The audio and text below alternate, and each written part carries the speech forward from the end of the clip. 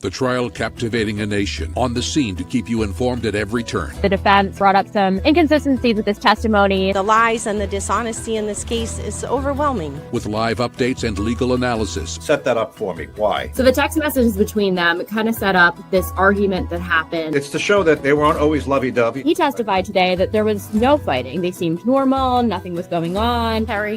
Carrie, John's dead. NBC 10 News has the latest on the retrial of Karen Read.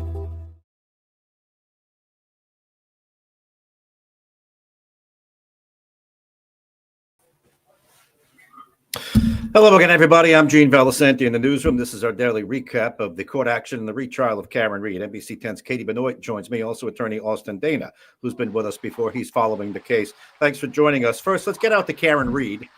She came out of court today. She didn't say much. I don't think she said anything. Go ahead and roll that. Karen Read outside court when it was over today. You don't have any comments today. All right. Okay. Good choice. It's cold out here.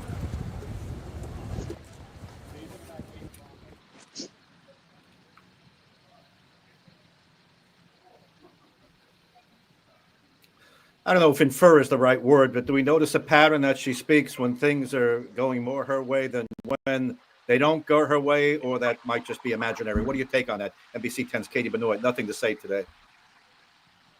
I think it all really depends. There was a lot of witnesses that took the stand today, a lot of witnesses, and some of them were on the stand for a few minutes. Others were on the stand for a bit longer. But there was that statement said by another first responder, I hit him. Katie McLaughlin testified that she heard Read say that at the scene. So that was something that did happen today that didn't look too good for the defense. Yeah, she's a Canton paramedic firefighter. She was there at the scene. She's testifying to whether or not it was a direct statement, I hit him, versus a question. Did I hit him? Did I hit him?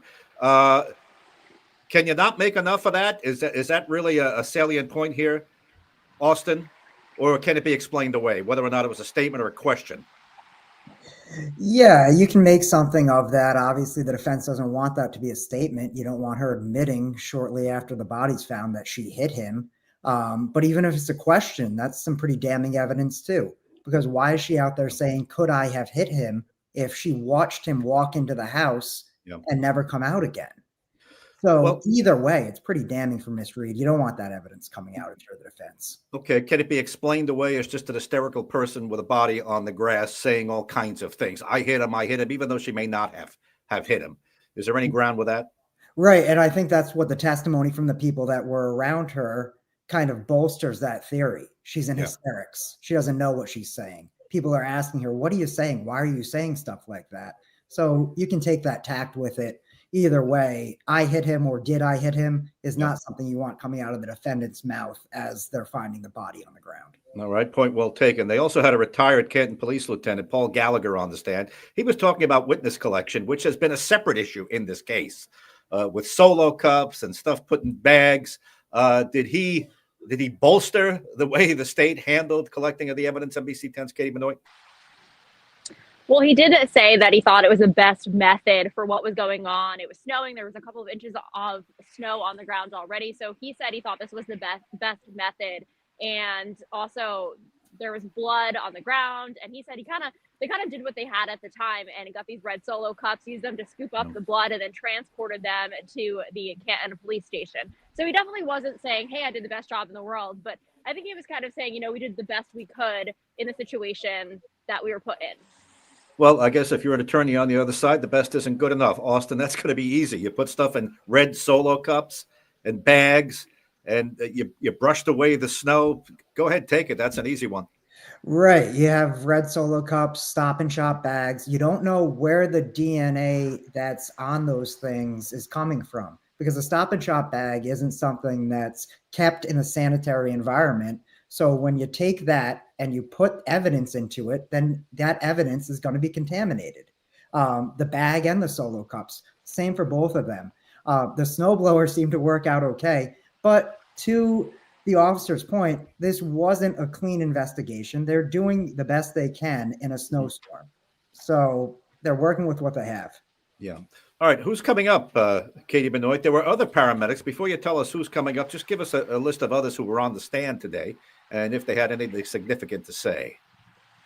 Sure. So we also heard from Ryan Nagel and his ex-girlfriend. Now, they both came to the party. They were going to pick up Ryan's sister, but she ended up not coming home with them and staying at the party. But they actually both testified that they saw Reed's SUV parked outside 34 Fairview. And they said when they drove by, they only saw Reed inside the SUV. But on the way there, the SUV kind of turned in front of them to go to the house. And Nagel's ex-girlfriend said he saw both of them she saw both of them in the car at that point. So they were kind of testifying about what they saw outside the house when they were there for those 5 or so minutes waiting for Ryan's sister to come out. All right, let me go to a quick soundbite. This is Lieutenant Paul Gallagher. He's talking about the evidence collection. Let's listen to that. You also know that Canton PD has evidence collection bags at Canton PD. Yes. You also know that they have materials and tools to gather biological material, correct?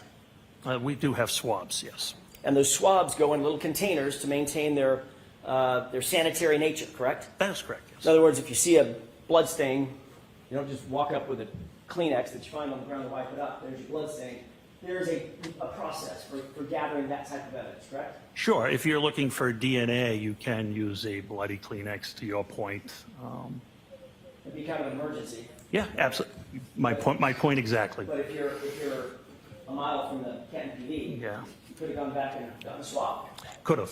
But you didn't. Didn't want to because of the weather, because you just said because it's an emergency, and we thought it was an emergency there. I mean, the storm was coming down terribly, and I believe if we didn't collect that biological matter, we weren't going to get that biological matter. The cross-examination has been described as aggressive at times, tense, other strong words. Austin, what's your take on that? You can push and push and push. At some point, I guess you push the jury away, depending on how strong it goes. What's your take on how's it going so far? Right. I think they have to be very strong with the cross here because they're not allowed to bring in their own expert to talk about police procedures and policies. So the only way they can get that out is through these officers that are going to take the stand who are involved in the investigation. So you have to be hard on them. You have to get them to testify about the policies themselves and about how they then breached those policies. So that makes it an aggressive cross-examination by its very nature. Yeah, and just why can't they bring in their own police consultant, a retired officer? They should have done it this way. They should have done it that way. Why are they precluded? So that was a ruling before this trial began by the judge saying you can't bring in that expert basically because he's not testifying to anything that's beyond the purview of the jurors' common sense. And you can get that evidence about policies and procedures from the people that are going to be on the stand, from these officers. So they're precluded from doing that at this point. Well, that's the ruling. All right, Katie Benoit, what's coming up tomorrow? More of these paramedics and first responders? Are we at the beginning of that? So retired Lieutenant Gallagher will be back on the stand again tomorrow. There was some cross-examination of him today, but it sounds like he might be back for some more cross-examination and then redirect. So he'll be back tomorrow. All right, Katie, thanks. Go ahead. Oh, if and you want there's to finish. still, sure, other police officers from the Canton Police Department that testified in the first trial. So we could hear from them in the coming days. So there's still a long list of police witnesses in this case. Okay, that's NBC 10's Katie Benoit outside court, plus the attorney Austin Dana, who joins us periodically. Thanks to both of you.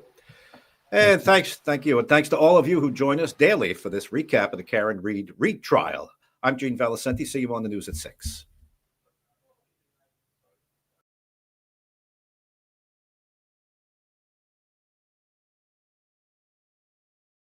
The trial captivating a nation. Reed is accused of killing her boyfriend, Boston police officer John O'Keefe. The defense claims she was framed in a police cover-up. On the scene to keep you informed at every turn. In Dedham, Katie Benoit, NBC 10 News. With live updates and legal analysis. What happens then? Did the trial have to stop? A lawyer's only as good as his or her word. They failed miserably and they'll continue to fail.